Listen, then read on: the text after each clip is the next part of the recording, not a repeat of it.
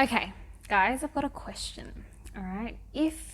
Would you rather be a vegetarian for the rest of your life or eat meat only for the rest of your life? Oh, that's such a tough question. Really? It's clear Yeah. for me. I go vegetarian all day. I love Indian vegetarian curries. Really? Yeah, so good. Okay. Well, someone who eats meat like 6 days of the week, I'm just like, oh.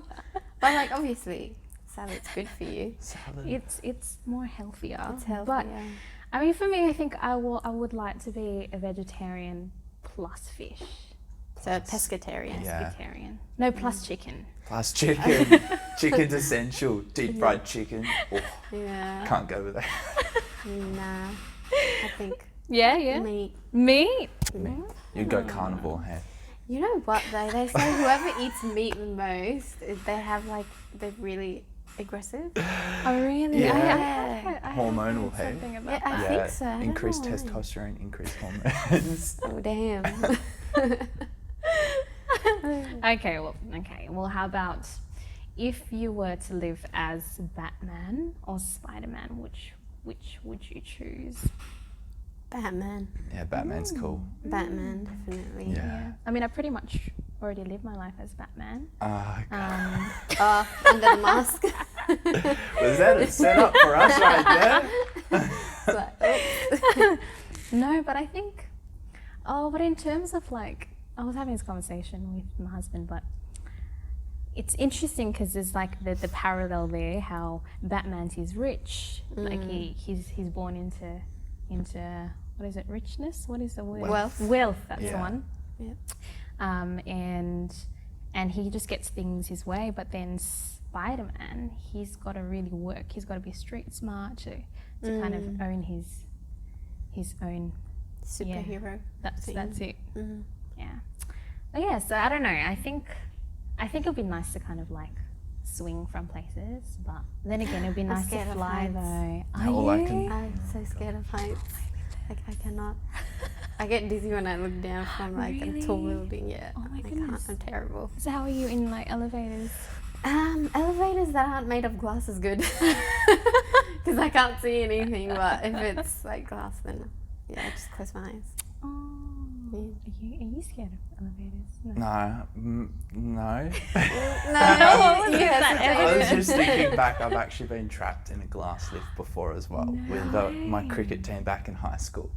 And just bring back memories. I wasn't so like frightened of the height, but it was just the smell full of all guys in the lift. We were there for a good couple hours. It wasn't very nice. Wait, where was it? Here or? This was in Melbourne, so yeah, not here. Oh my goodness! How many of you were in there?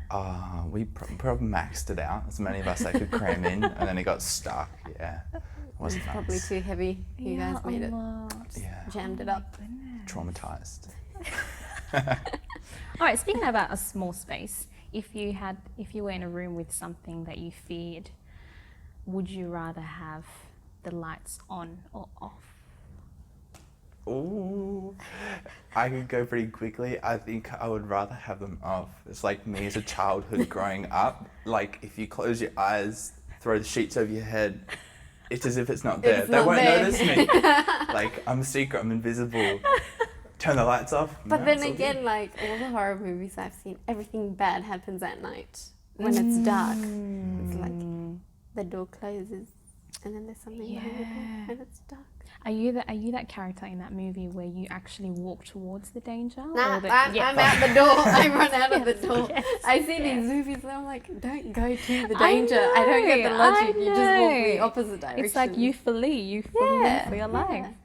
Oh my goodness. Okay, and one more. Are you a phone call person or a text? Phone call. I used to be texting. Now like texting's just too much, and I'd rather just call me. Just like call. my fingers be tired. I don't want to be texting anymore. So yeah.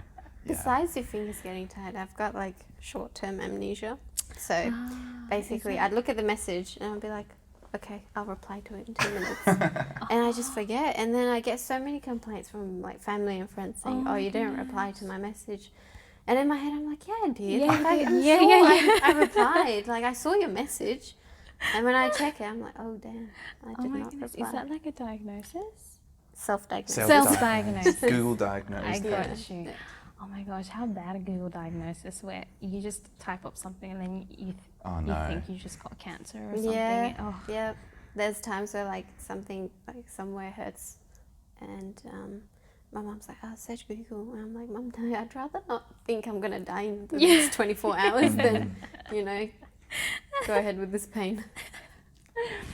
On the topic of like phone call and text, I mean, is there, you know how you shifted from, no, was it you that shifted from text to phone call? Yeah. Was there other reason behind it? Like, because I guess I was thinking about this the other day, how when we're texting, it can either help us say exactly what we want, or it can kind of act as a barrier to what we're actually wanting to say. I guess, you know, because when we're face to face, we're watching verbal cues, we've got, you know, facial expressions, body expressions, etc., etc. What do you think about whether do you think we've got an issue, or well, more towards the youth, about online? Like, is there kind of like a danger around that? Oh, definitely. Yeah. There's something called keyboard warriors, Uh, where like, you know, they have this persona of untouchable behind the screen, but in real life it's just so different. I would agree with that. Like, people would say things behind messages, behind the screen, which they would never say to your face. And I guess maybe that's part of the reason why, like, I sort of transitioned from less messaging. And like, I have some general rules. Like, whenever I want to have something that's serious, or I want to show some extra emotions there, or like I'm quite reflective. So if I believe like potentially there's this message of mine that's going to be interpreted the wrong way, I'm just not going to send it. I would just sort of hold it back and organize the time.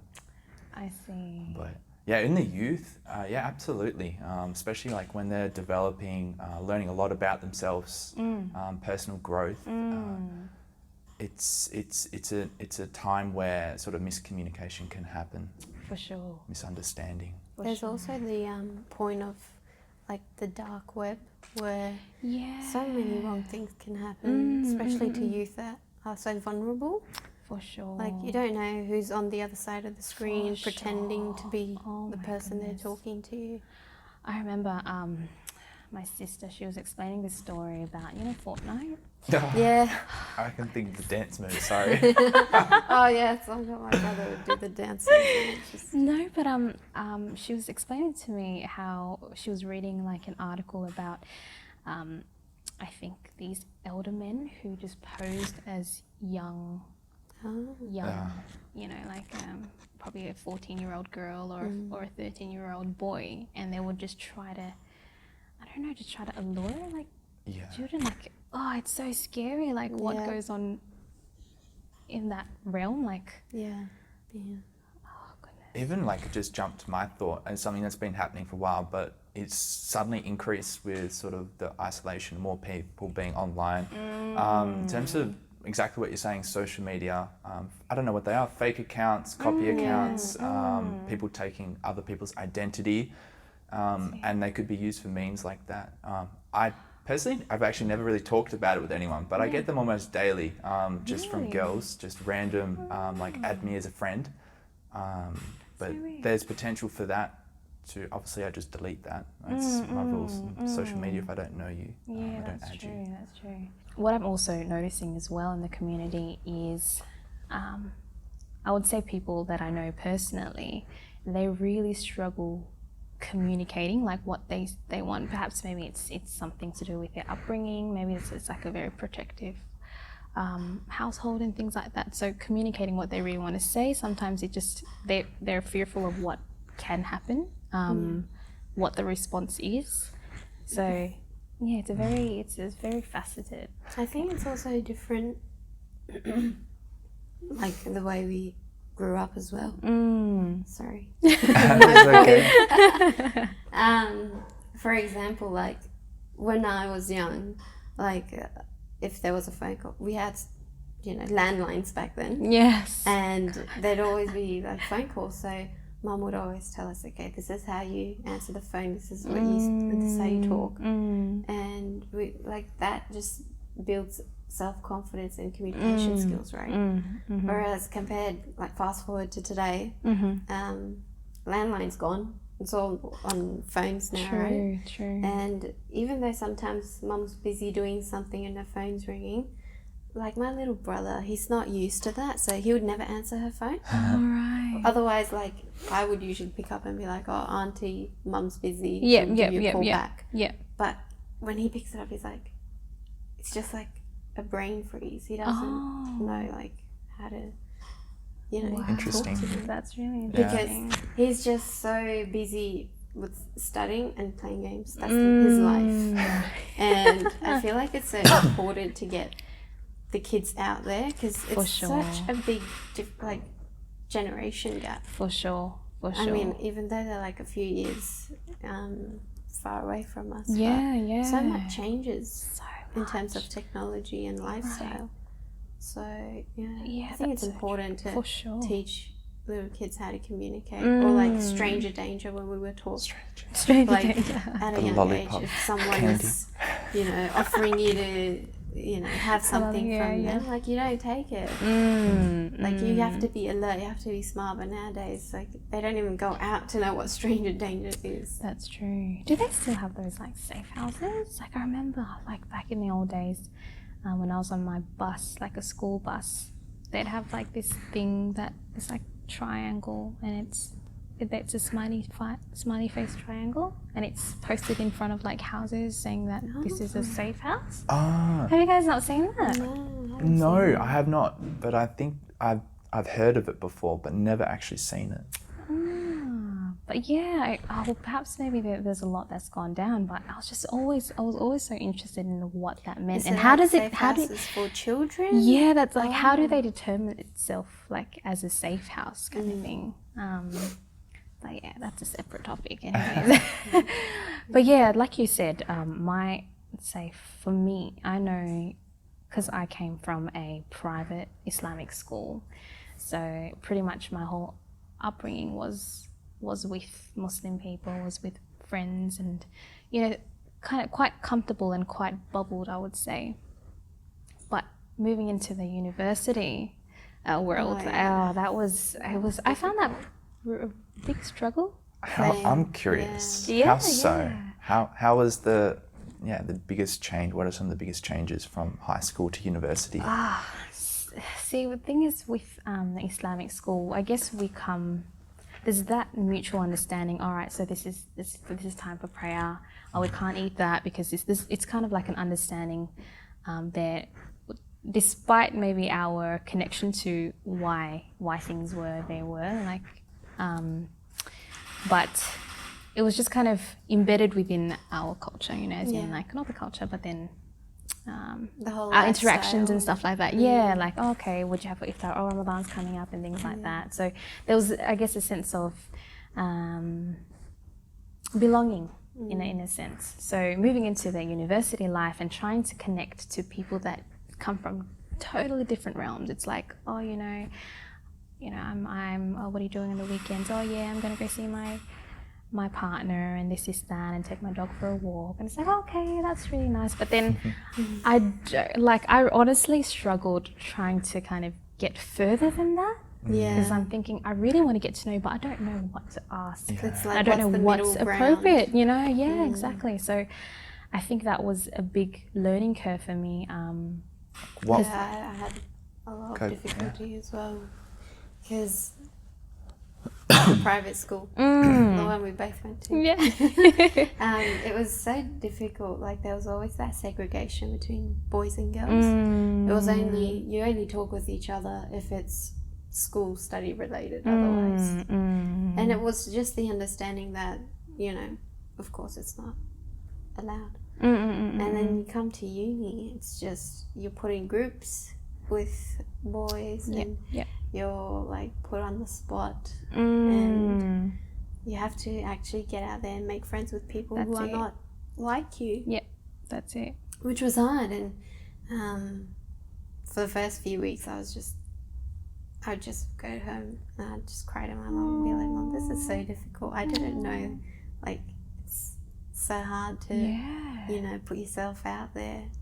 It was, because it's funny because when I was in my school environment, I was quite open and social and out there, but coming into uni, I was complete.